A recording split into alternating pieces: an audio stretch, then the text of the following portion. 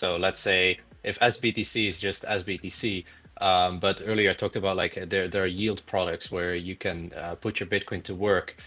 So for our end customer, what we care about is like, hey, this is some added value that they can use, and we want to use the type of language that people are used to when looking at traditional banks, but also neobanks.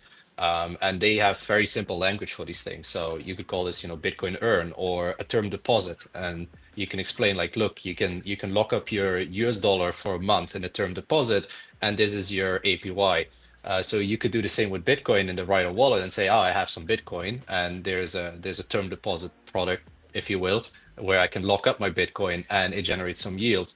And that's something that customers are interested in the end. So it could be almost like a savings account. I have a checkings Bitcoin account, I move it into this yield product, it generates some yield, and the Bitcoin comes back. And the majority, at least, of customers that we have spoken to, they then don't really care whether this is bridged over to Right. Ethereum or put into SBTC and then put on Zest, put on in Stacking DAO or whatnot. So I think that is where our interest in serving retail would come from.